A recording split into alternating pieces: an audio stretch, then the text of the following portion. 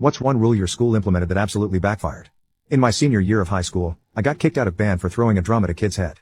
We all played drums and would constantly have sword fights with the sticks. It was all fun and games. Sure, a few bruises and laughs, but no one ever seriously got hurt. It may have escalated to me throwing an entire drum after getting carried away one time, but I thought surely he'd be able to just walk it off. I was wrong. An angry mom came to school the next day after seeing the golf ball that formed on her son's head. I got kicked out for bullying immediately, no questions asked. It wasn't really fair though, to be honest. After all, it was a remake of a duel from Star Wars that may have just gotten out of hand. Everyone in band knew that getting hit was a possibility when they played, so I don't know why I was singled out.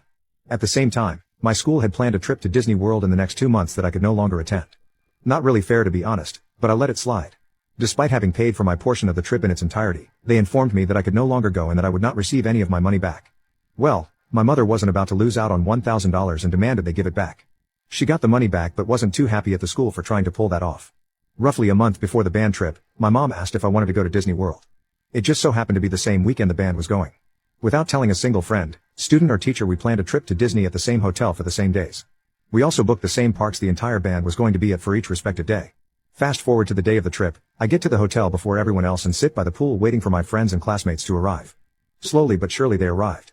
Seeing me poolside left most of them shocked and dumbfounded. Then, the chaperones and teachers walked in. The color in their faces went bright red and they immediately started to yell at me, at which point I jumped in the pool and swam away, kicking the water hard enough to leave them drenched as I made my escape. My revenge had just begun. There was also a curfew in place for all students, which I didn't go by because I went by myself. Every night after curfew, all the teachers and chaperones would hang out by the pool and have a few beers. There I was swimming, knowing that they couldn't tell me otherwise. That pissed them off even more. I would hang out with my friends during the day and piss off chaperones at night. The second day there, the band director called a meeting for everyone, and because my friends were going, I decided to go with them so we could hang out after. Well, the meeting was about me. It was about how no one was allowed to hang out with me, have me in their rooms, talk to me or go to my room. The director spots me in the crowd and loses his damn mind. He pulls me out of the crowd and starts screaming that I'm harassing people and what I'm doing is illegal. He calls hotel security to kick me out, but because I'm a hotel guest, they can't. I told security that he attacked me and started screaming at me. He was told that he needs to leave the situation because he was in the wrong. The teacher just looked at me with a look that said, "I'm going to kill you when we get back."